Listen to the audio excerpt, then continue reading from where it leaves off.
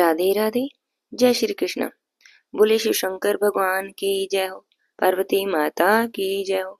आज हम सुनेंगे फागुन मास महात्म्य कथा के चौथे अध्याय की कथा। बोले शंकर भगवान की जय हो। श्री कृष्ण भगवान की जय हो। श्री सूत जी महाराज कहते हैं, जो नित्य आनंद में शांत, निर्विकल्प, निरामय, अनादि, अनंत शिव तत्व को जानते हैं, वे परम पद को प्राप्त होते हैं।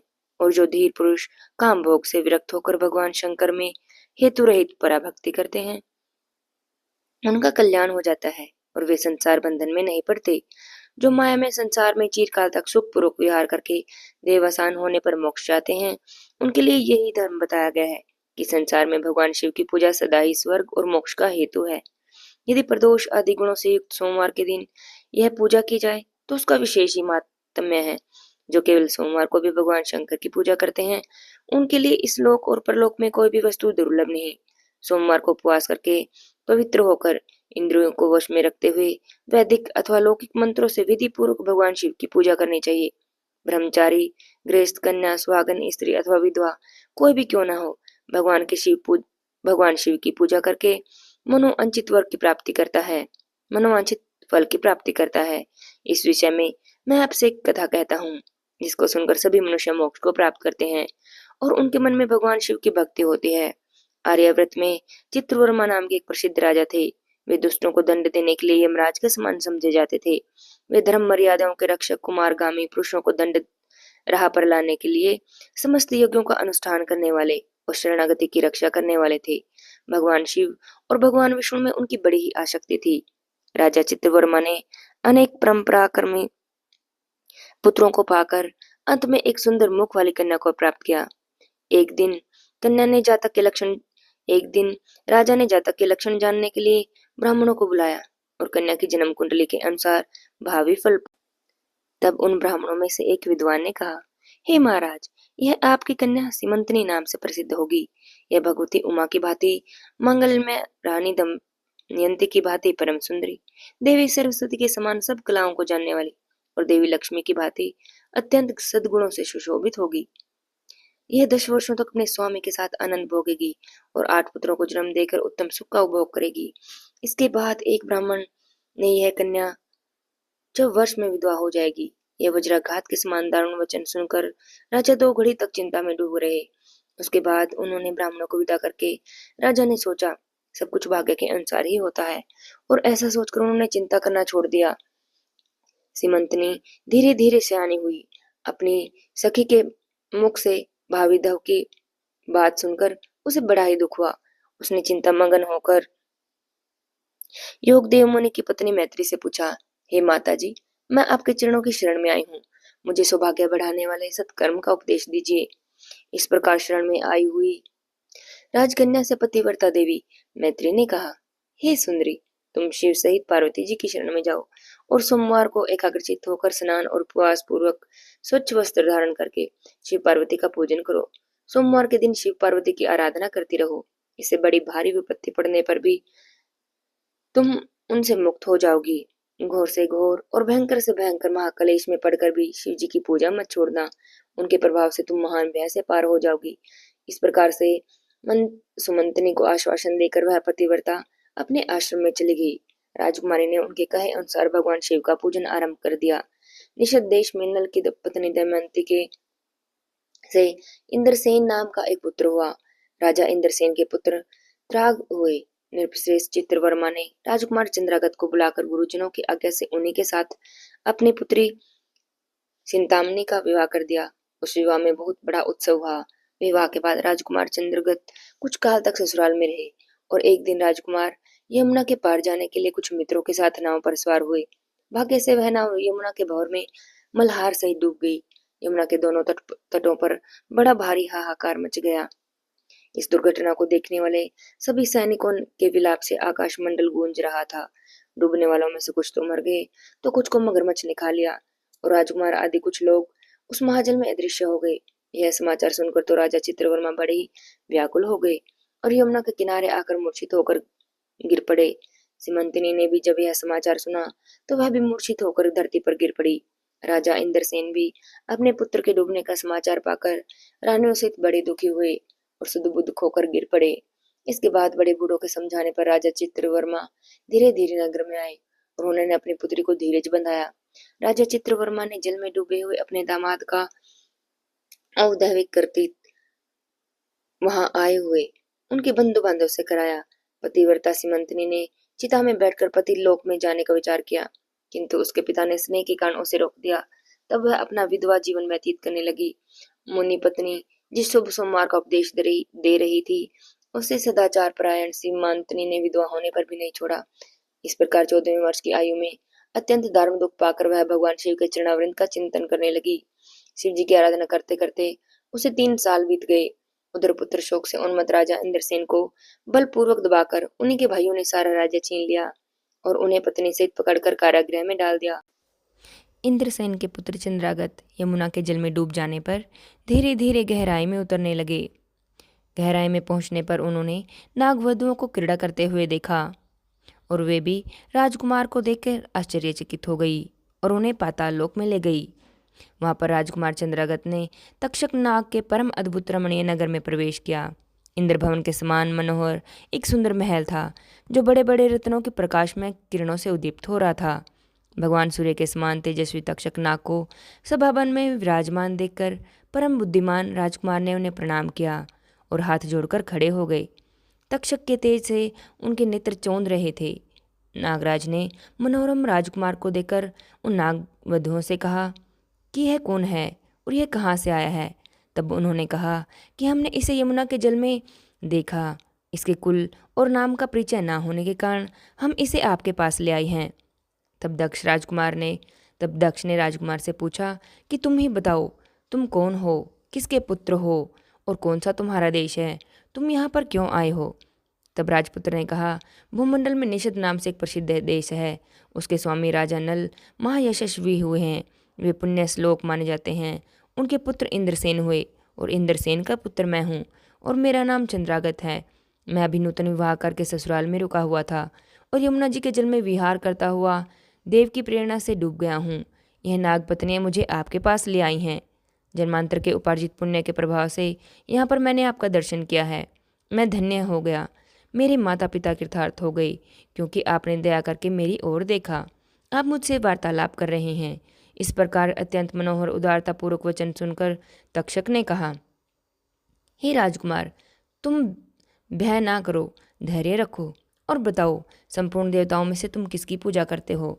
तब राजकुमार ने कहा, जो संपूर्ण देवों के महादेव कहा जाते हैं, उन्हीं विश्वात्मा उमापति भगवान शिव की मैं पूजा करता हूँ, जो विधाताओं के भी विधाता, कारणों के भी कारण, तेजों में सर्वोत्कृष्ट तेज हैं। वे भगवान शिव मेरी परम गति हैं, जो अत्यंत निकट होने पर भी पाप से दूषित चित्त वाले पुरुष के लिए बहुत दूर हैं और जिनके तेज की कोई सीमा नहीं, जो अग्नि, भूमि, वायु, जल और आकाश में स्थित हैं।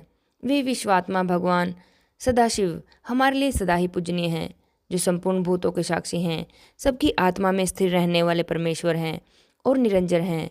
संपूर्ण संसार जिनकी इच्छा के अधीन है, मैं उन्हीं भगवान शिव की पूजा करता हूँ।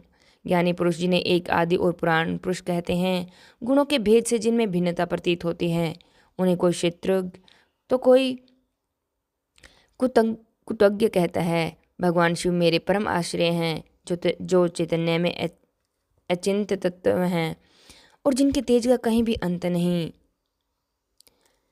श्रोतियों के नेति वचनों से भिन्न समस्त वस्तुओं का बाध करके जिनके स्वरूप का निश्चित निश्चय किया जाता है और आत्मज्ञानी पुरुष के मन में और वाणी की वृत्तियां भी जिनका स्पर्श नहीं कर पाती, वे ही शिव मेरे लिए पूजनीय हैं। देव नदी गंगा जिनके मस्तक पर सदा ही सुशोभित रहती हैं, भगवती जगदम्बिका जिनके अर्धांग में निवास करती हैं, तक्षक और वासुकिनाग जिनके कानों के कुंडल हैं, वे चंद्रशेखर भगवान शिव मेरे परम आश्रय हैं। राजकुमार की बातें सुनकर तक्षक का चित्त प्रसन्न हो गया। उनके हृदय में महादेव जी की प्रति नूतन भक्ति भाव वाला उदय हो गया और उससे इस प्रकार बोले, हे राजेंद्र नंदन, तुम्हारा कल्याण हो। मैं तुम पर बहुत प्रसन्न हूँ, क्योंकि तुम बालक होकर भी सर्वोत्कृष्ट तत्व शिव तत्व को जानते हो। देखो, यह रत्नम लोक है, यह मनोहर नेत्रों वाली युवतियाँ हैं, ये मनवांछित कामना पूर्ण करने वाली कल्प वृक्ष है और ये अमृत रूपी जल से भरी हुई बावड़ियाँ हैं। यहाँ मृत्यु का दारुण भय नहीं। बुढ़ापा और रोग से यहाँ किसी को पीड़ा नहीं होती। तुम इच्छा अनुसार यहीं पर रहो और यथायोग्य सुखों का उपभोग करो। नागराज के ऐसा कहने पर राजकुमार ने हाथ जोड़ लिए और उनसे कहा, हे नागराज, मैंने समय पर विवाह किया है। मेरी पत्नी उत्तम धर्म व्रत का पालन करने वाली और शिव पूजा पारायण है। मैं अपने माता पिता का इकलौता पुत्र हूँ। वे सभी लोग इस समय मुझे मरा हुआ मानकर महान शोक से घिर गए होंगे। अतः मुझे किसी प्रकार यहाँ पर अधिक समय तक नहीं रहना चाहिए। आप कृपा करके मुझे उसी मनुष्यलोक में पहुँचा दें।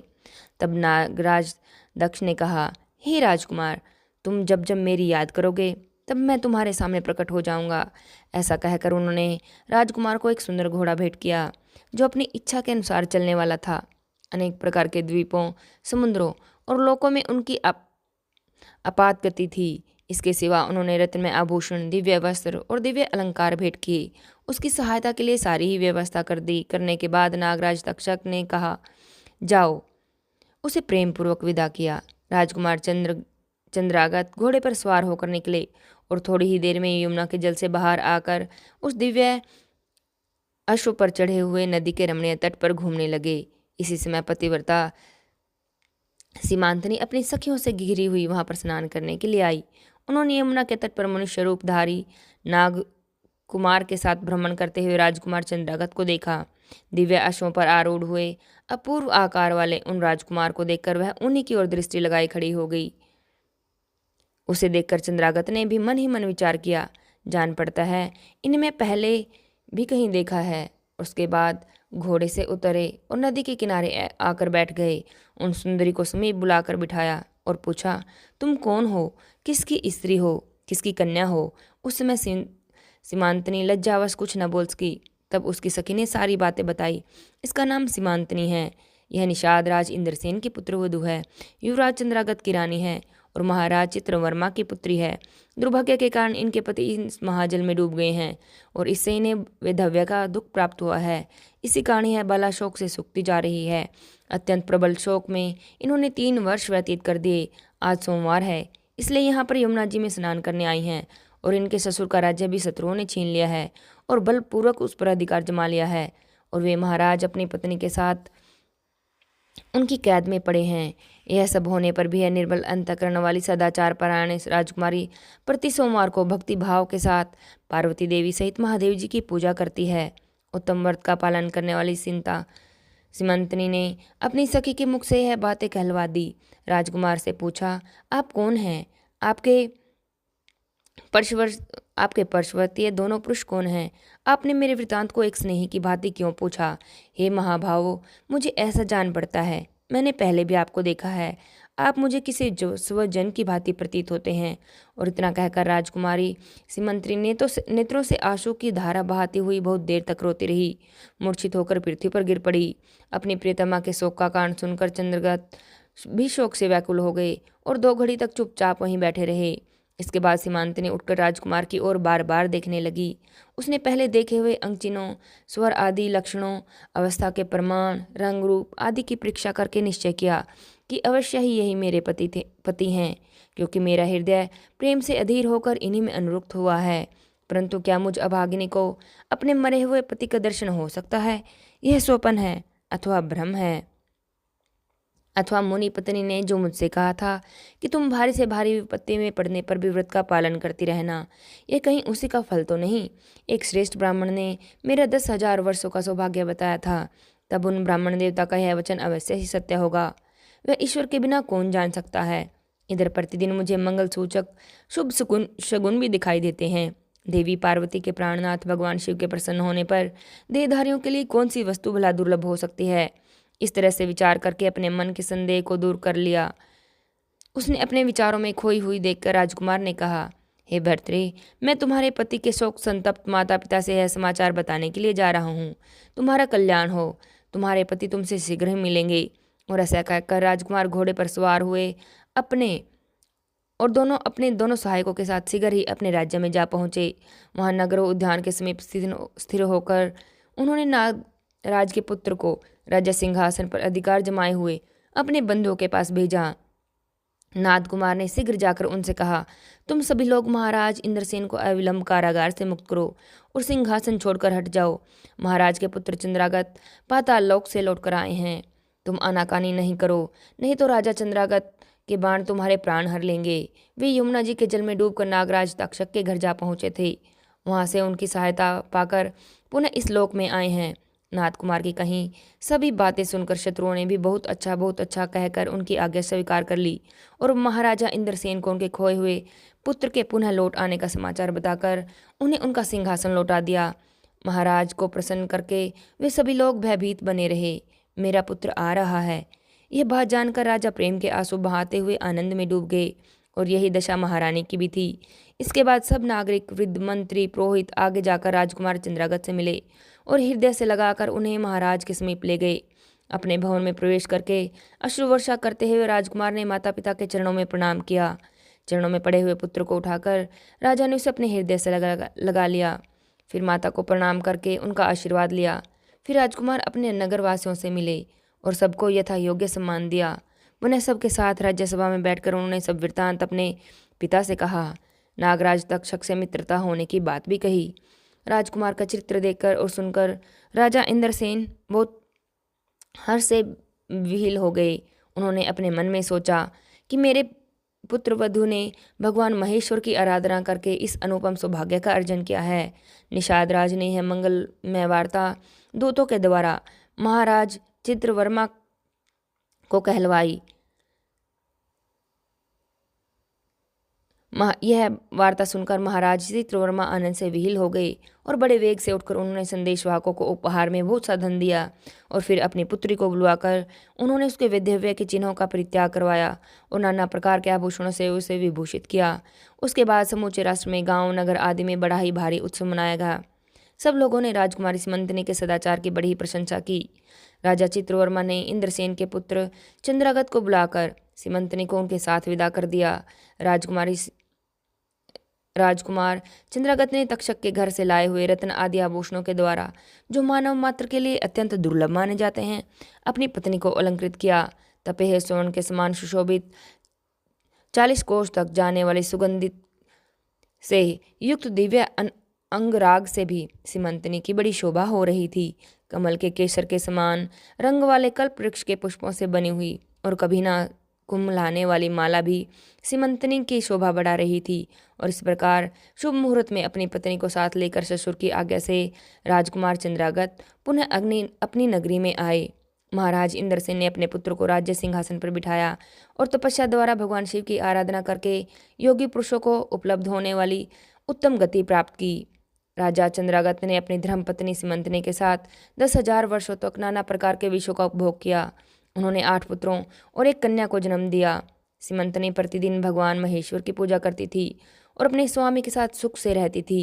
उन्हें सोमवार व्रत के प्रभाव से अपना खोया हुआ सौभाग्य पुनः प्राप्त किया था। आज के अध्याय की कथा को यहीं पर विराम करते हैं। आगे की कथा हम अगले अध्याय में सुनेंगे। बोलिए शंकर भगवान की जय हो, पार्वती माता की जय हो। जय जय श्री राधे श्याम।